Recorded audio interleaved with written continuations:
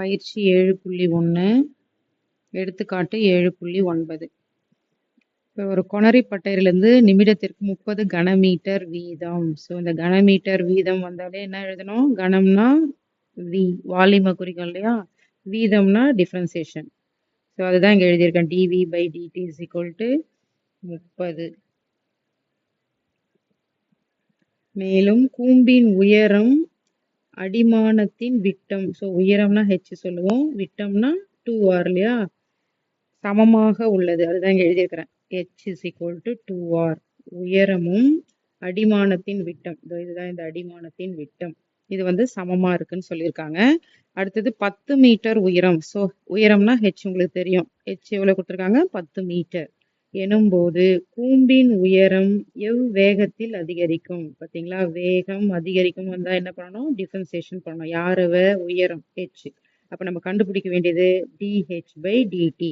So கொஷினில் என்ன கொடுத்துருக்காங்கன்னு பார்த்துட்டு இப்போ நம்ம சம்ம போடலாம். என்னென்ன கொஷின்ஸ் கொடுத்துருக்காங்க நான் எல்லாத்தையும் எடுத்து எழுதியிருக்கிறேன் பார்த்துங்க. இதில் என்ன படம் இன்வால்வ் ஆகுது? கூம்பு இல்லைங்களா? அப்போ கூம்பின் கன அளவு எழுத போகிறேன். கூம்பின் கன அளவு ஃபார்முலா என்ன? கூம்பின் கன அளவு என்னன்னு சொல்லுவோம்? V is equal to 1/3 pi r square h. இப்போ வகைப்படுத்த போறோம். V, R, H ஐ T ஐ பொறுத்து வகையிட. இப்போ V ஐ வகைப்படுத்தும் போது dV by dt is equal to constant எல்லாம் தனியாக எடுத்துடலாம். pi/3. இதில் வந்து ஒரு க்ளூ கொடுத்துருக்காங்க இல்லைங்களா? அந்த உயரமும் அடிமானத்தின் விட்டமும் சமமாக இருக்குன்னு சொல்லியிருக்காங்க. அதுதான் நாங்கள் எழுதியிருக்கேன். இதை நம்ம R வந்து அரேஞ்ச் பண்ணிக்கலாம். R is equal to இந்த ரெண்டு இந்த சைடு வந்தால் வகுத்தல் ஆகும். அப்போ h/2. இப்போ R வர இடத்துல நம்ம என்னன்னு பிரதியிட போகிறோம்? பாருங்க, ரெண்டு வந்து இந்த சைடு வந்துச்சுன்னா வகுத்தலாக மாறிடும். இப்போ R வர இடத்துல நம்ம h/2ன்னு பிரதியிட போகிறோம். pi/3 r ஸ்கொயரை வகைப்படுத்தும் போது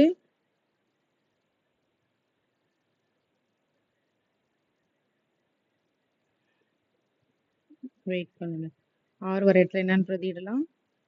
h/2 whole square into h. So இது அப்புறமா பிரதியிட்ட பிறகு நம்ம வகைப்படுத்திக்கலாம்.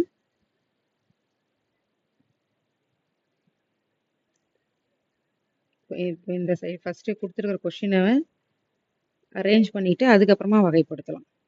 இப்போ வகைப்படுத்துங்க. V is equal to pi/3.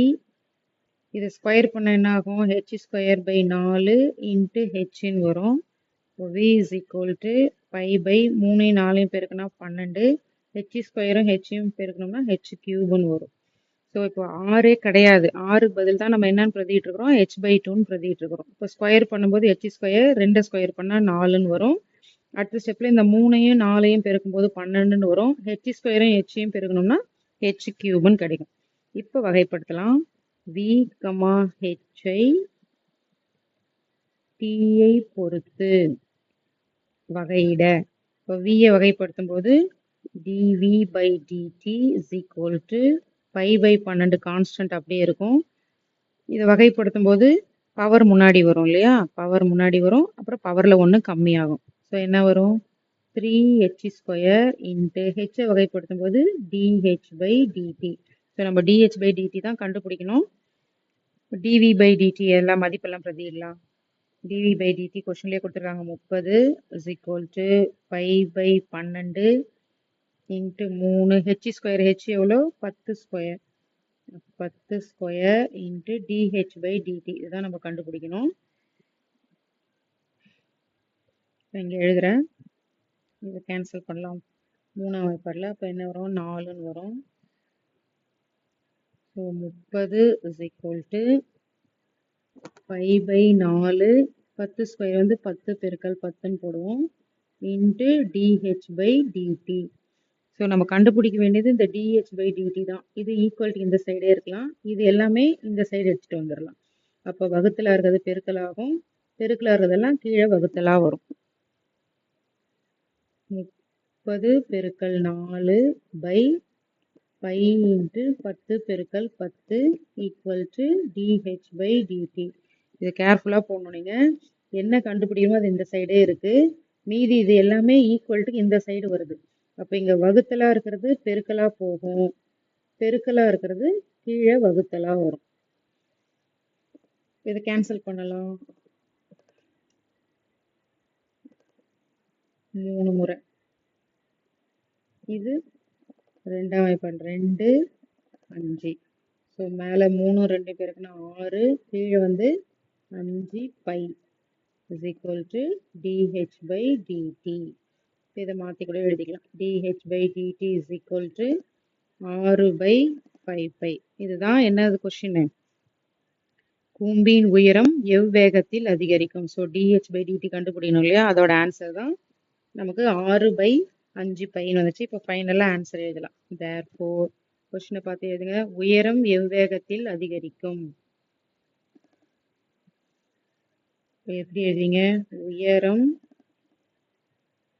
அதிகரிக்கும் வேகம் is equal to 6 by 5 pi. அலகு என்ன கொடுத்துருக்காங்க பாருங்க, மீட்டர் பர் வினாடியா நிமிடமா நிமிடம். இது கொஸ்டினை பார்த்து கரெக்டாக எழுதணும். இது ஃபுல்லாக அந்த அலகோடு எழுதினா தான் உங்களுக்கு 1 மார்க் கிடைக்கும் ஆன்சருக்கு. ஸோ இதுதான் இந்த கொஸ்டினோட ஆன்சர்.